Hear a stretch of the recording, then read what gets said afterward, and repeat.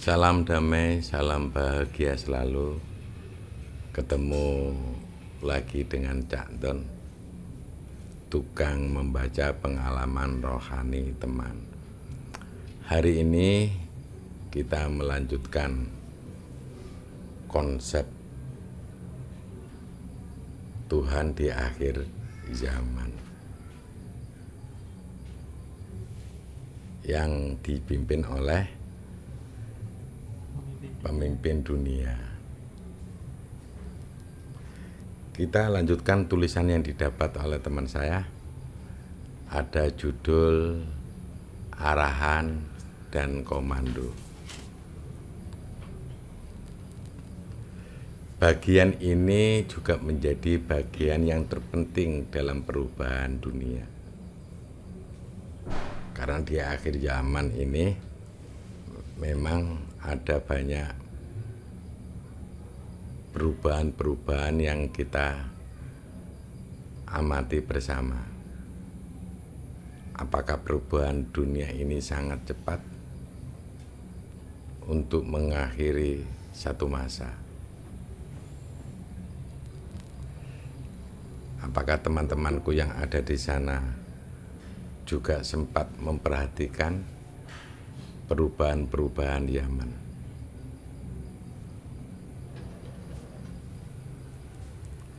Saya ulang lagi, bagian ini juga menjadi bagian yang terpenting dalam perubahan zaman. Ini konsep zaman yang tak menentu ya. Makanya di zaman itu perlu ada arahan, ada komando, orang yang mengerti tentang perjalanan akhir zaman. Boleh jadi akhir zaman tidak seperti yang kita perkirakan, yang kita dapatkan dari buku-buku dunia. Nggak tahu apakah itu buku yang sudah terkonfirmasikan oleh Tuhan atau tidak. Maka orang-orang dipaksa harus memahami bahwa akhir zaman seperti apa. Maka buku-buku yang tersampaikan sebelumnya sebenarnya itu sebuah informasi bagaimana akhir zaman itu terjadi. Ternyata Tuhan juga membuat satu konsep-konsep di akhir zaman. Salah satunya konsepnya yang lagi saya baca yang belum selesai. Konsep-konsep kami bahkan juga bergerak atas satu komando. Jadi kaminya ini adalah siapa ini? Para Mahaya. Konsep-konsep kami bahkan juga bergerak atas satu komando.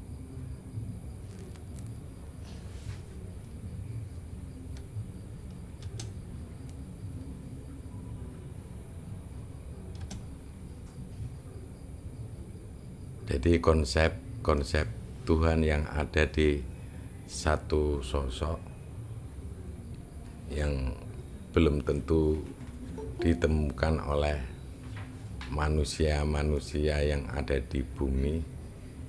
Satu sosok itu siapa?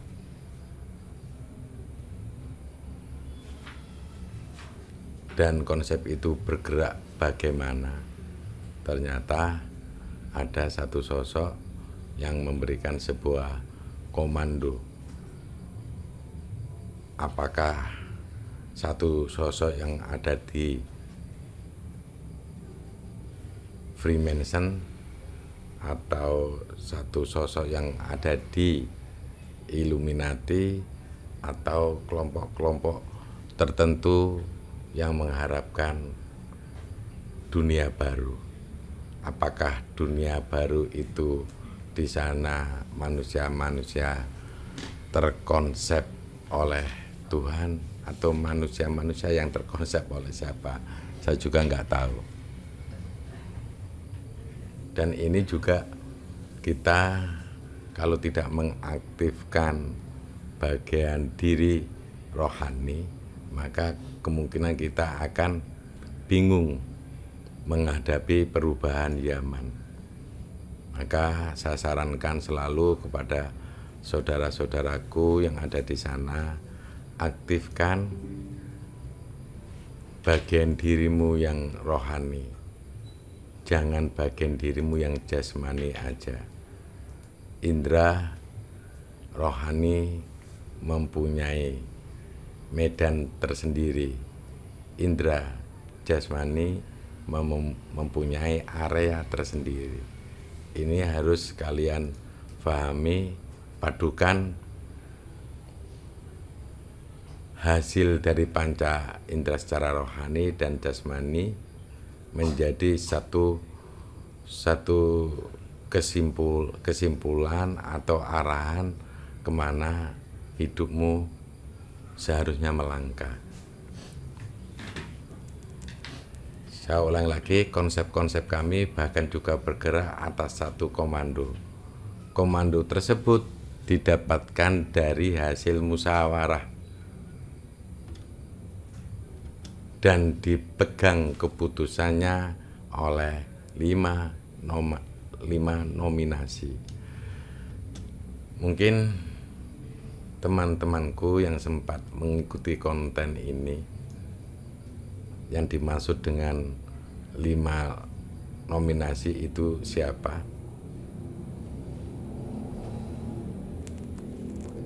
5 nominasi itu adalah 1 walidat, pemimpin dunia, Raja Imam Mahdi, robot dan manusia suci. Itu 5 nominasi yang dikonsep oleh Tuhan.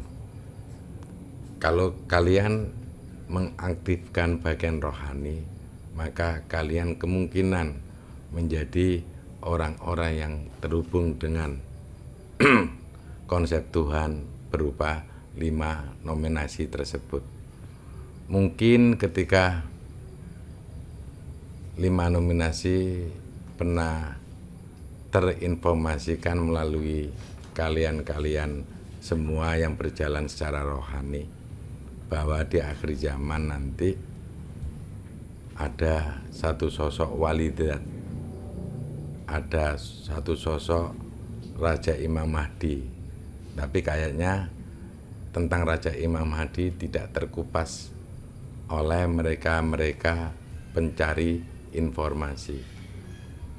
Pencari informasi rata-rata didominasi oleh buku-buku yang dikarang oleh manusia-manusia di bumi.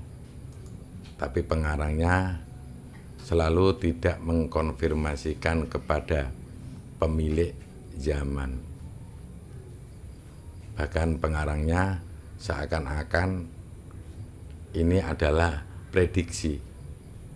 Tapi kadang-kadang pembacanya mengatakan, oh begitu, seakan-akan yang dikarang oleh manusia menjadi satu kebenaran, menjadi satu alur hidup yang harus dijalankan. Apakah sebenarnya dunia akan berjalan seperti yang diperkirakan banyak orang tanpa dikonfirmasi kepada Tuhan? Saudaraku, sekali lagi, kalian mempunyai panca indera dalam dan panca indera luar. Segera berpikir, aktifkan panca indera dalam, sehingga kalian akan terhubung skenario akhir zaman. Karena konsep-konsep Tuhan itu kebanyakan ditaruh di satu tempat, dan di situ menjadi satu permainan yang harus kalian cari. Dengan cara apa? Aktifkan rohani. Kalau kalian kepingin ikut serta bagaimana akhir zaman itu seperti apa. Sedangkan power komando memberikan power terlaksananya arahan dan komando. Sedangkan power komando memberikan power terlaksananya arahan dan komando. Apa yang dimaksud dengan power komando ini? Dan power komando ini ternyata memberikan power terlaksananya arahan dan komando. Siapa pemegang power komando? Apakah ada satu power ketika satu arahan dan komando itu bisa terlaksana? Bagi orang-orang yang tidak memahami pengetahuan atau pengalaman secara rohani, mungkin ini akan membingungkan. Tapi mereka yang sudah bisa memahami alur cerita akhir zaman, tidak mesti kita pahami berdasarkan informasi yang ada di bumi. Ini harus kalian cari informasi tersebut secara rohani. Jadi nanti ada satu sosok yang memberikan komando ya, yang akan melaksanakan zaman harus bergerak kemana. Dan itu akan dibantu oleh konsep-konsep Tuhan yang tidak semua manusia bisa menangkapnya dengan baik. Informasi buku-buku ini adalah informasi yang sengaja diturunkan di akhir zaman. Walaupun terjadi perdebatan, walaupun ada yang mengatakan itu sebuah halusinasi, walaupun ada yang mengatakan itu imajinasi, ini harus berjalan. Walaupun banyak orang mengatakan seperti itu, karena informasi harus segera terkabarkan di wilayah bumi dan alam semesta.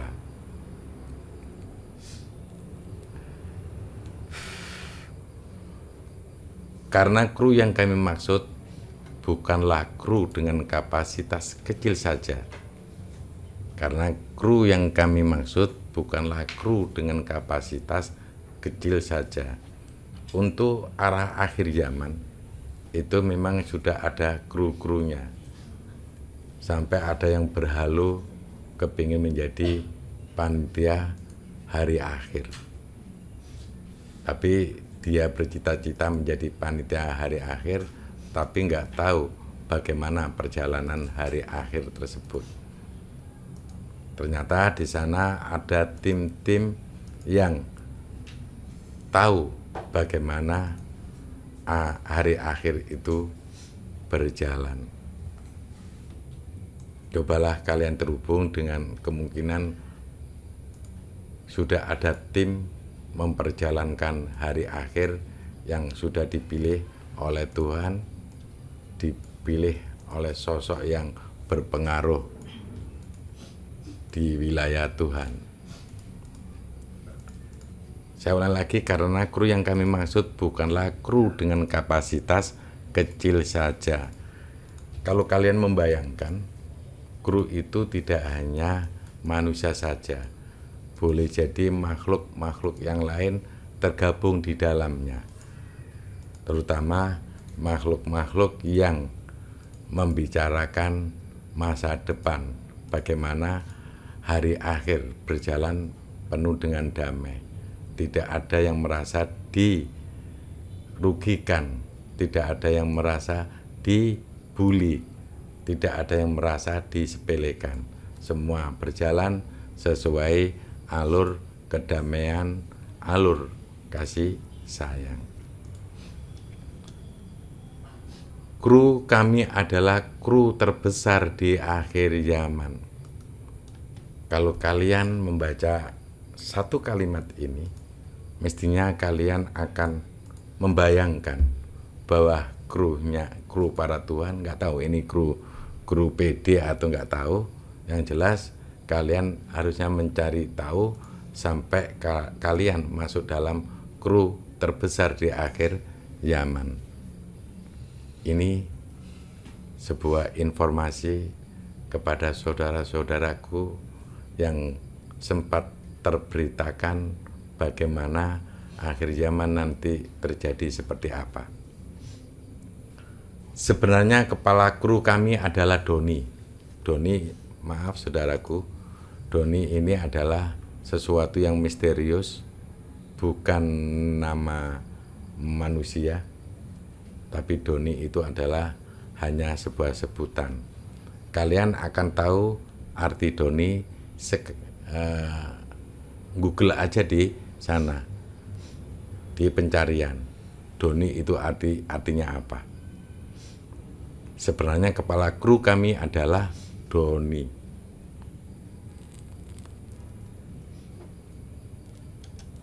Coba kalian bayangkan siapakah sosok Doni itu. Tetapi Doni seakan-akan tidak memberikan sebuah arahan atau komando. Di sini sosok itu seakan-akan tidak memberikan sebuah arahan atau komando. Doni itu satu sosok yang misterius yang bisa memasuki setiap ciptaan. Jadi ada satu kemampuan yang telah terkabarkan bagaimana satu sosok Doni yang misterius. Ingat, sosok Doni ini adalah sebuah istilah yang mempunyai makna seperti apa. Sekalian kalian cari atau di pencarian di Google, apa arti nama Doni. Akhirnya arahan atau komando tersebut diterjemahkan oleh konsep 5 nominasi. Karena Doni seakan-akan tidak memberikan sebuah arahan atau komando, sosoknya seperti apa, perilakunya seperti apa.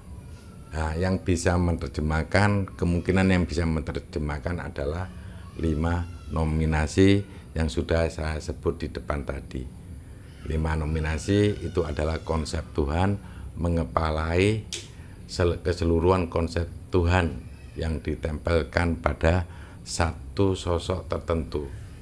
Kalau kalian ketemu satu sosok tertentu itu, mungkin kalian akan mendapatkan arahan, mungkin kalian akan mendapatkan informasi, mungkin sosok itu tahu banyak hal, bagaimana akhir zaman berakhir seperti apa.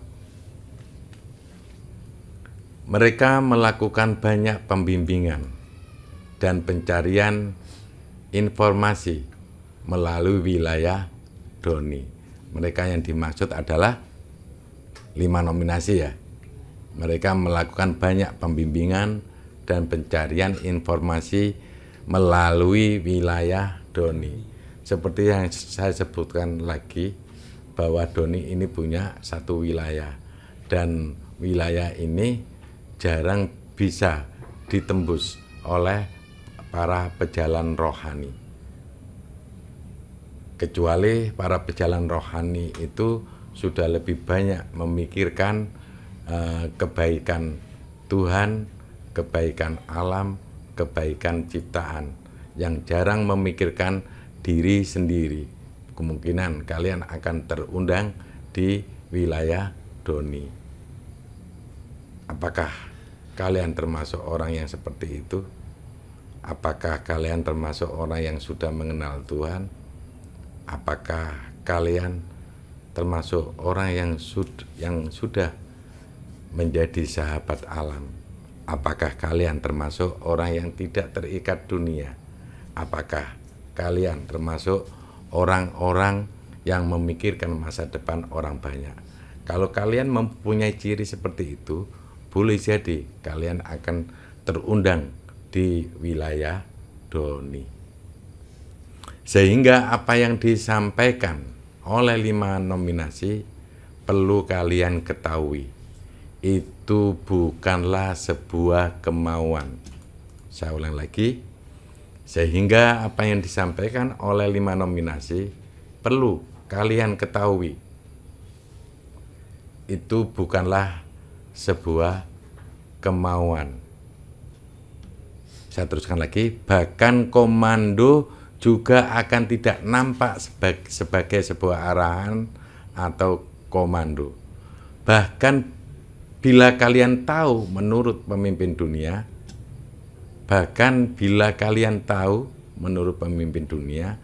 pada wilayah Doni tidak terdapat sebuah komando sama sekali. wilayah Doni nampak sebagai sebuah tempat yang bermalas-malasan, tapi di sana penuh dengan aneka strategi. Doni nampak malas dan terlihat dengan jelas sekali kemalasannya. Tetapi jika kalian beradu pemikiran dengan Doni, jangan diragukan lagi dan mempunyai banyak konsep-konsep yang bisa jadi kalian tidak dapat membantahnya. Entah dia mempunyai pemikiran dari mana. Apakah yang menjadi pola Doni dipelajari oleh 5 nominasi? Sehingga konsep Tuhan bukanlah konsep yang sudah baik. Saya ulang lagi, apa yang menjadi pola Doni dipelajari oleh 5 nominasi? Sehingga konsep Tuhan bukanlah konsep yang sudah baik. Dia masih terus berkembang seiring dengan perkembangan yang ada pada Doni. Konsep Tuhan pun juga diberi kebebasan oleh Doni untuk membentuk dunia. Kalau kalian sedikit teliti, kalau kalian sedikit teliti dengan satu bahasa ini, konsep Tuhan pun juga diberi kebebasan oleh Doni untuk membentuk dunia. Berarti apa? Konsep-konsep Tuhan yang ada di satu sosok itu memang dalam rangka untuk membentuk dunia. Membentuk dunia seperti apa? Yang jelas antara Tuhan dan ciptaan sudah sangat akrab dan terbuka satu dimensi. Mungkin dimensi-dimensi yang lain akan terbuka juga untuk mereka semua kembali kepada Tuhan. Tuhan mengkonsep aneka ragam konsep di manusia. Harapannya adalah mereka kembali ke Tuhan. Manusia segera menyadari akan hal ini. Berarti di sini kedepannya akan dibentuk satu dunia baru. Dunia yang tidak meniadakan Tuhan, tapi dunia yang selalu terhubung dengan Tuhan. Dunia baru yang dimaksud adalah dunia yang sesuai dengan tatanan Tuhan mungkin, atau tatanan yang bisa memberikan inspirasi kepada Tuhan yang lebih baik untuk kebaikan dunia. Bukan tatanan dunia yang menghancurkan, bukan tatanan dunia yang egois, bukan tatanan dunia yang meniadakan makhluk, tapi tatanan dunia yang benar-benar setiap yang hidup menyadari akan hidup. Setiap yang hidup akan menyadari arahan kemana hidup. Setiap yang hidup akan menyadari bagaimana menyempurnakan hidup. Mereka diajarkan untuk menjadi sebuah konsep yang bertanggung jawab. Mereka siapa ini? 5 nominasi atau yang dipimpin oleh 5 nominasi atau konsep-konsep Tuhan yang dipimpin oleh 5 nominasi tersebut. Mereka diajarkan untuk menjadi sebuah konsep yang bertanggung jawab. Konsep Tuhan mencermati tentang keadaan. Dia melakukan sebuah perubahan dan pembenahan untuk menghindari sebuah bahaya yang terjadi pada umat. Saudaraku, konsep-konsep Tuhan di akhir zaman itu ternyata konsep yang membuat umat tidak berbahaya. Kalau ini segera dicermati, segera dianalisa, segera terjadi kesadaran, dan segera mengikuti kru besar yang saya baca di depan tadi, maka boleh jadi kalian akan terantarkan ke satu kehidupan yang abadi. Nanti mungkin ada satu kehidupan yang boleh jadi yang kita belum bisa memprediksi ada satu alur hidup yang belum tentu kalian bayangkan sebelumnya. Ada satu alur hidup yang di situ menyenangkan, di situ mendamaikan, di situ tiada perpecahan sama sekali. Mungkin alur hidup masa depan mestinya tidak ada peperangan, mestinya tidak ada kehancuran. Karena peperangan dan bencana alam itu sangat membahayakan umat. Makanya dengan adanya satu konsep dari Tuhan, maka umat tidak mengalami bahaya yang saat ini sudah kita lihat bersama bagaimana Ukraina dan Rusia. Boleh jadi ini akan merembet di tempat-tempat yang lain, apakah merembet di peperangannya atau merembet di ekonomi dunia. Saya nggak tahu apa yang terjadi ke depan, maka segeralah saudara-saudaraku terhubung dengan Tuhan kalian, agar kalian tidak kena bahaya dari yang terjadi sekarang ini. Tuhan adalah tempat kita kembali di sana, agar kita terhubung menjadi umat yang benar-benar selalu dalam bimbingan Tuhan.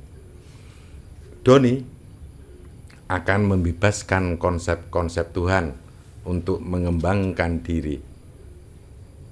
Mereka hanya diberi sebuah pengingat bahwa mereka terbebaskan dari urusan-urusan kepentingan diri. Saya ulang lagi, Doni akan membebaskan konsep-konsep Tuhan untuk mengembangkan diri. Mereka hanya diberi sebuah pengingat bahwa mereka terbebaskan dari urusan-urusan kepentingan diri. Ingat, satu konsep-konsep Tuhan itu juga seperti satu sosok, dan konsep-konsep Tuhan itu memang jauh dari kepentingan diri. Mereka hanya perlu untuk merubah keadaan umat. Di dalam pola pikir sosok-sosok tersebut, dia hanya berpikir bagaimana merubah keadaan umat. Merubah keadaan umat yang penuh keterikatan dengan dunia. Merubah pada umat untuk selalu merasa dirinya lebih. Merubah pada umat yang selalu memikirkan diri sendiri. Ini yang akan sangat membahayakan sekali untuk perjalanan kehidupan di dunia. Saudaraku, apakah kalian termasuk yang seperti yang sebutkan 4 hal itu? Maka kalau kalian masuk di 4 hal itu, boleh jadi kalian akan menjadi pendamai-pendamai dunia, pembenah-pembenah dunia, penyembuh-penyembuh dunia yang carut marut ini. Silakan kalian mau menjadi apa? Apakah kalian yang mau dirubah, atau kalian yang akan menjadi satu kumpulan besar untuk merubah umat? Doni tidak akan pernah menilai baik atau buruk, salah atau benar. Tetapi Doni lebih senang melihat sebuah perkembangan. Doni tidak pernah bekerja, tetapi ketika konsep-konsep Tuhan bekerja, maka Doni akan mengikuti.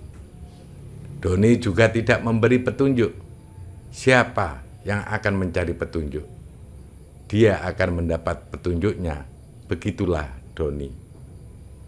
Namun, untuk konsep Tuhan diperbolehkan menggunakan sebuah arahan atau komando. Bila tidak menggunakan arahan atau komando, mereka yang belum mengenal sebuah tatanan Tuhan atau tatanan alam bisa bergerak tidak menentu. Mereka akan menggunakan komando tanpa ada rasa menggurui di antara mereka. Mereka juga siap disalahkan jika memberikan sebuah petunjuk yang kurang tepat.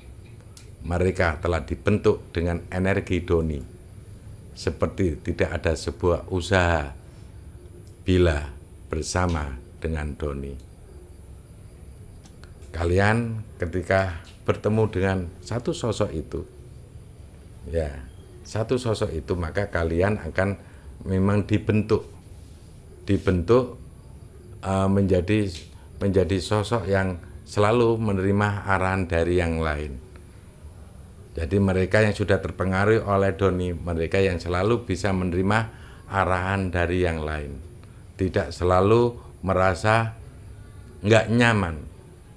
Arahan itu bisa membuat dirimu akan bertahan di kru besar itu. Jangan sampai ada satu pun konflik yang ada di dalam dirimu. Kamu nampak tidak bekerja di sana, tapi sesungguhnya kamu bekerja di sana. Karena apa? Karena kalian sudah dibentuk dengan energi doni.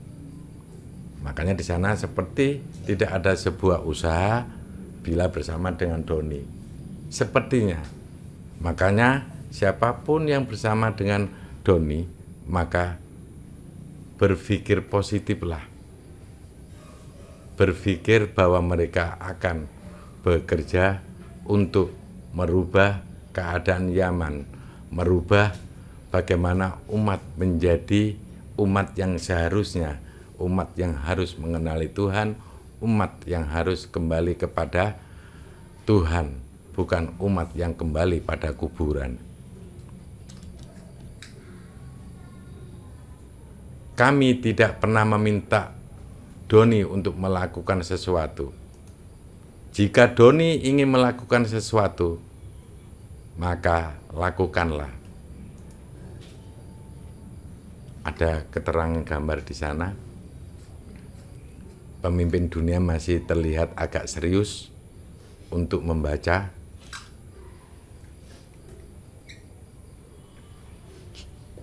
Kita sudah membawa banyak kartu untuk akhir zaman. Saat konsep ini telah terbuka, akhir zaman seperti telah diserahkan kepada kami. Kami 5 nominasi. Bukan kami akan bertanggung jawab atas keselamatan zaman, tetapi zaman berkumpul pada kesatuan. Kita akan berangkat bersama-sama. Kita lanjut. Sekilas perjalanan konseptor Tuhan Yaman. Keterangan pembaca. Tuhan Yaman. Ini lucu ya, Tuhan Yaman. Mulai kapan ada istilah Tuhan Yaman? Nah, mungkin informasinya ini memang di akhir zaman ini mungkin orang-orang biar tahu. Ternyata zaman itu ada, Tuhan Yaman itu ada. Makanya orang-orang kok gak mau kenal dengan Tuhan Yaman. Iki zaman piye Han? Kudune piye? Ini zaman sekarang iki sama kan Tuhan Yaman. Tuhan Yaman yang duduk di sebelah Panglima Langit dan Bumi seperti bergerak sedikit dari duduknya. Piye? Bergerak titik ini ya. Bersama dengan ini, saat saya dipanggil untuk membuka konsep saya, ini sudah Tuhan Yaman. Oh, ngobrol Tuhan Yaman. Menulis. Oh, menulis. Ini menulis pengalaman sendiri ya. Bersama dengan ini, saat saya dipanggil untuk membuka konsep saya. Sejujurnya, saya telah menunggu untuk disaksikan penjelasan sekilas tentang konsep buatan saya. bayangan ini. Bersama dengan ini, saat saya dipanggil untuk membuka konsep saya, sejujurnya saya telah menunggu untuk disaksikan penjelasan-penjelasan sekilas tentang konsep buatan saya. Berarti yang ngomong ini Tuhan. Saya berterima kasih karena telah mendapat urutan kesekian untuk terbukanya sebuah konsep. Berarti Tuhan ini sudah lihat bahwa konsepnya itu akan dibaca kesekian, bukan sesuatu yang pertama. Lucu. Saya berterima kasih karena telah mendapat urutan kesekian untuk terbukanya sebuah konsep. Saya mengetahui bahwa konsep-konsep lain telah bekerja dan mereka telah melakukan aksinya untuk memimpin dunia. Jadi Tuhan ini juga melihat juga ya aksi konsep-konsep Tuhan. Berarti kalau belum dibaca, apakah konsep ini bisa berjalan atau tidak ya? Jangan-jangan konsep ini dibaca, akhirnya dunia penuh derita. Jangan-jangan sebenarnya dunia penuh derita atau tidak tergantung manusianya mau menderita atau tidak. Saya menyerahkan satu konsep perbantuan.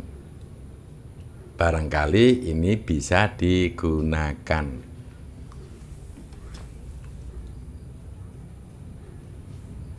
Bantuan apa?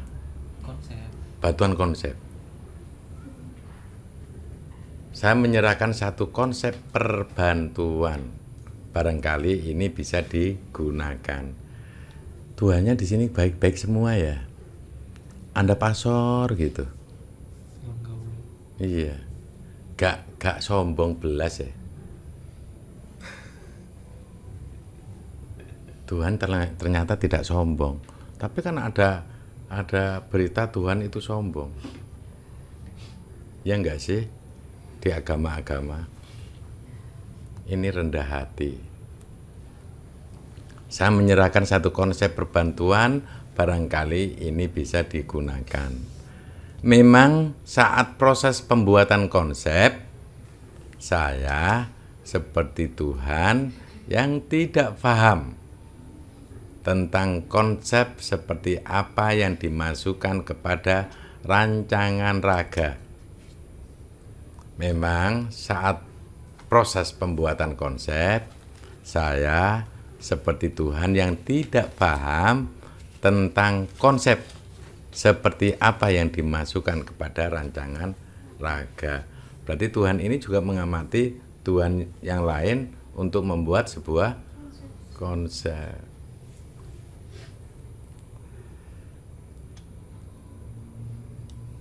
Saya telah bertanya kepada Tuhan Pencipta.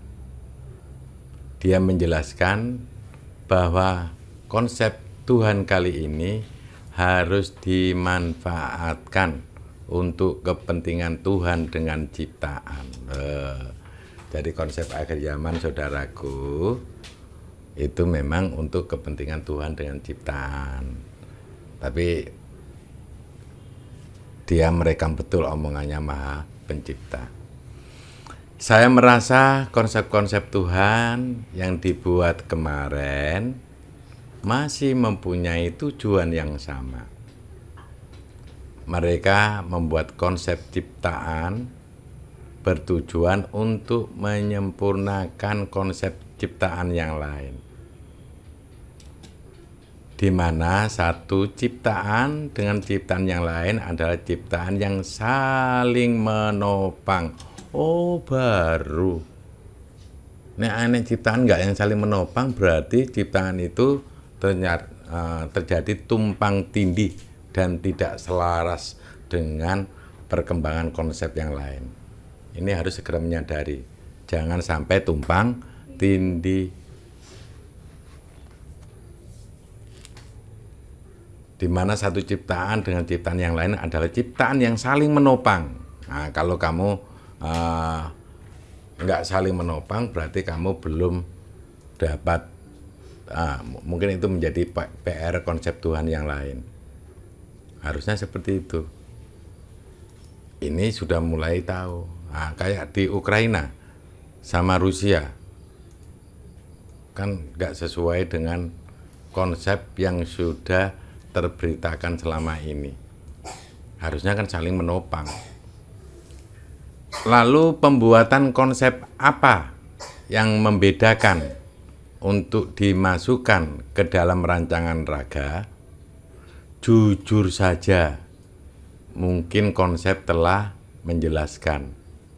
Mulanya saya ingin mencontoh konsep-konsep Tuhan yang lain dalam pembuatan konsepnya. Mulanya ya. Berarti Tuhan ini kayaknya suka melirik atau mengunjungi konsep-konsep Tuhan yang sudah dimasukkan ke dalam raga. Begitu. Oh, begitu ya konsep Tuhan. Oke. Tak perbaiki. Mulanya saya ingin mencontoh konsep-konsep Tuhan yang lain dalam pembuatan konsepnya. Kayaknya dulu sekolahnya sering bolos.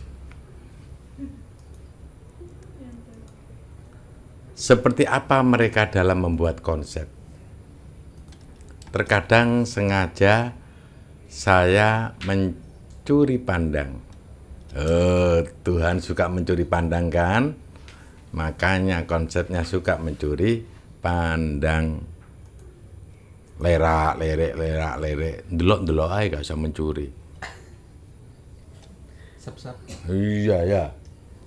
Delok aja gak usah mencuri. Lah kan saya kan gak enak kalau saya gak curi pandang. Berarti saya kan tidak menunjukkan bagaimana Tuhan sesungguhnya. Ini contohnya, Tuhan itu ya mencuri pandang, suka begitu. Berarti Pembelaan. Lah iya, kalau disalahkan begitu bilangnya. Berarti saya nggak memberikan informasi bagaimana Tuhan seperti apa. Saya ulang lagi, terkadang sengaja saya mencuri pandang. Terkadang pula saya bertamu kepada mereka. Mereka siapa ini? Para maha atau para Tuhan. Terkadang pula saya bertamu kepada mereka dan menanyakan ada perkembangan apa terhadap konsep yang dibuatnya. Gimana ndak? Sudah sampai seberapa? Itu apa tuh tujuannya? Kok bisa seperti itu? Kayak tanya-tanya. Pada dia mau mencontoh. Ada Tuhan yang terang-terangan yang menunjukkan konsepnya. Ada juga yang memberikan gambaran secara umum. Ada pula yang katanya telah diberangkas dan belum bisa dikeluarkan hingga menunggu hari pengumpulan. Wow, ceritanya lucu juga ini ya. Dimasukkan di berangkas, enggak khawatir di contoh. Ternyata seperti itu Tuhan membuat konsep. Ada yang terang-terangan, ada yang memberikan gambaran secara umum. Tapi konsepnya itu disembunyikan mesti ya. Ada pula yang katanya telah diberangkas dan belum, ada pula yang katanya telah diberangkas dan belum bisa dikeluarkan hingga menunggu hari pengumpulan. Tiba-tiba saya dipertemukan dengan Tuhan Pencipta lagi. Tidak bertempat pada wilayah Tuhan Pencipta. Loh, tiba-tiba saya dipertemukan dengan Tuhan Pencipta lagi. Tidak bertempat pada wilayah Tuhan Pencipta. Jangan-jangan ini ngising nang kali. Masa Tuhan ngising? Gak pantas ya? Bisa jadi. Ya kalau kamu bisa ngising kan Tuhan ya ngising juga. Enggak lah. Iya kan? Itu kan kalau gak begitu kan gak tahu beritanya Tuhan. Itu masuk inilah termasuk. Nanti daripada nanti kita disomasi ya. Masa Tuhan itu ngising? Enggak. Saya juga enggak tahu, belum pernah tahu Tuhan itu ngising kok. Tapi sudah dinetralkan ya, berarti nggak bisa disomasi nih ya. Masih bisa disomasi nggak kata-kata saya? Bisa. Saudaraku, saya nggak pernah ketemu Tuhan, nggak tahu kayak apa Tuhan itu, saya nggak tahu kalau Tuhan itu ngising atau tidak. Tapi katanya sih bahwa apa yang terjadi pada manusia itulah Tuhan. Saya kan cuma menjelaskan seperti itu. Bukan berarti saya pernah ketemu Tuhan ngising, Tuhan ngentut. Kan ciptaannya kan banyak yang ngentut. Boleh jadi, boleh jadi Tuhan juga ngentut. Boleh jadi, berarti gak pasti loh ya. Ntar disomasi lagi. Iya bukan. Kan tidak menghinakan, iki boleh jadi kan memperkirakan. Orang sana ada banyak mufasir kok ya, masa saya gak boleh menjadi mufasir?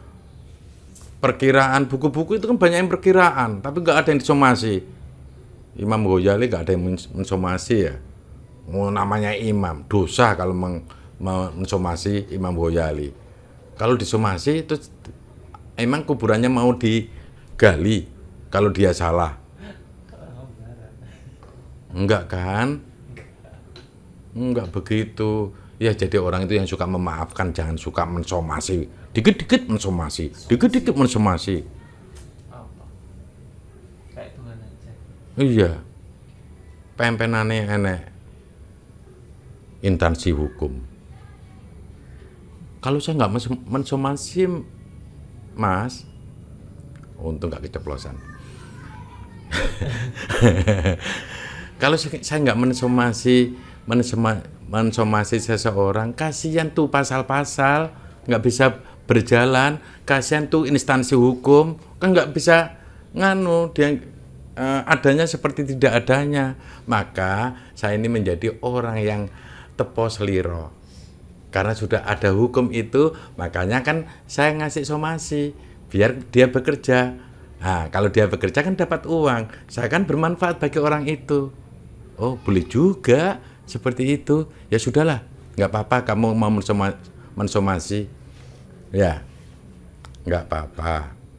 Biar badan hukum itu bekerja. Kalau badan hukum itu tidak bekerja, terus makan gaji buta. Wah, sudah berapa bulan ini nggak ada kasus deh. Berarti kita makan gaji buta dong. Nah, biar nggak makan gaji buta, maka ada seseorang yang perlu datang pada instansi itu untuk mensomasi seseorang. Ya walaupun nanti nggak sesuai dengan fakta, yang penting mereka bekerja. Oh, berarti orang itu orang baik ternyata mensomasi itu. Kalau alasannya seperti itu, kalau alasannya benci, awas lo. Gue laporin lo di polisi biar dipenjara lo. Nah, yang seperti ini yang nggak baik. Jangan membenci.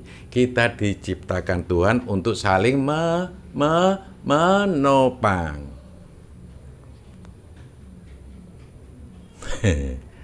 Loh, kok lari ke sana tadi? Makanya jauh banget. Jauh banget ya? Dari kuburan sampai somasi. Ntar kamu edit ini, Din. Enggak lah. Oh, jangan diedit. Kasihan. Saya kan sudah ngomong. Oh iya. Ya sudah mencoba mengklarifikasi, mencoba menetralkan biar saya nggak disomasi kok. Begitu. Jangan dipotong loh, Dal. Ya. Tapi nek viral ki apa? Gak mungkin lah ini viral. Ini wong kita ini siapa? Gak mungkin lah kalau ditonton. Tiba-tiba saya dipertemukan dengan Tuhan Pencipta lagi. Tidak bertempat pada wilayah Tuhan Pencipta. Oh, tidak berada di tempat wilayah Tuhan Pencipta, berarti bisa pas lagi Tuhan Pencipta lagi berkunjung ke Maha Suci. Nah, berarti kan wilayah Maha Suci ya. Nah, terus ada Tuhan ini, loh kebetulan ente di sini, berarti saya nggak perlu datang ke rumah ente. Begitu. Dia bertanya kepada Tuhan, ya begitu tiba-tiba saya dipertemukan. Nggak tahu apakah dipertemukan di pasar atau dipertemukan di perjalanan yang jauh dari wilayah Maha Pencipta, nggak tahu. Saya dipertemukan dengan Tuhan Pencipta dan kok tadi begitu. Saya dipertemukan dengan Tuhan Pencipta dan Tuhan Suci berada di suatu tempat yang tidak sengaja. Kebetulan mereka berdua sedang melakukan sebuah diskusi tentang rancangan raga. Ini kalau saya bayangkan tuh ya, ada rancangan raga itu kayaknya menjadi bahan diskusi para maha kali aja menjadi bahan diskusi para maha. Ini paling Maha Pencipta ini mencoba membocorkan kepada Maha Suci. Kok ada rancangan raga seperti itu ya? Gimana bikinnya itu? Memang rancangan raga itu memang datang di suatu tempat ke Maha Pencipta. Jadi tiba-tiba ada suara gitu. Kali aja begitu. Saya kan cuma membaca aja. Kalau perlu dipersalahkan berarti yang menurunkan tulisan ini. Saya kan tukang membaca. Tadi cuma memperkirakan. Untung saja saya telah datang sehingga dapat mendengarkan lebih banyak tentang datangnya rancangan raga tersebut. Ketika mendengar diskusi mereka siapa? Maha Pencipta dan Maha Suci. Di situ saya terbayang bahwa rancangan raga ini diturunkan pada saat pola pikir Tuhan sudah banyak yang tidak menentu. Oh, begitu ceritanya. Oke, kita dengar, kita ulangi lagi.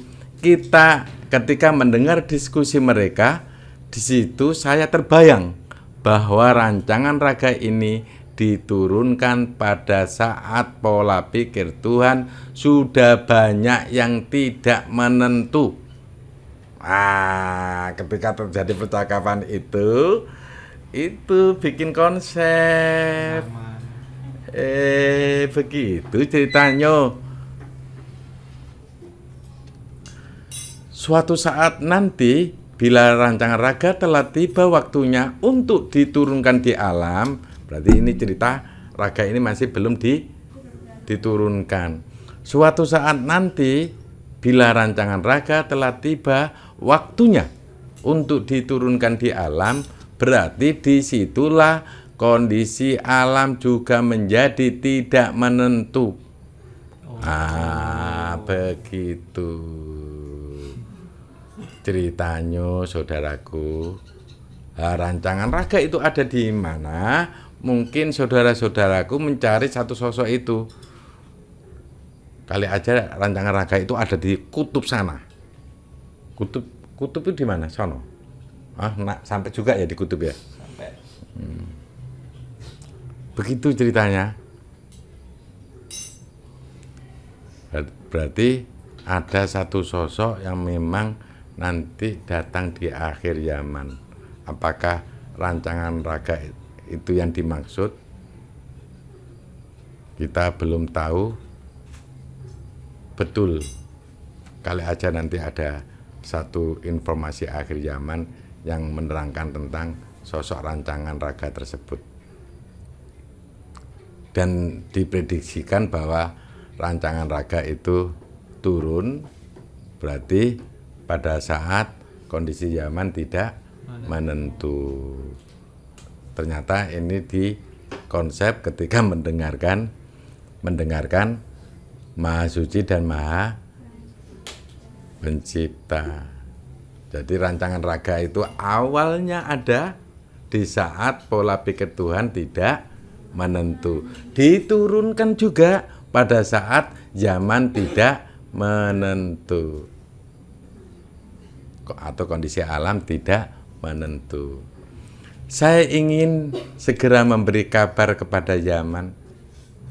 Saya ingin segera memberi kabar kepada zaman juga para zaman untuk mengetahui bahwa dirinya sedang dalam yang tidak tentu. Agar mereka juga bisa membuat posisinya di zaman tersebut.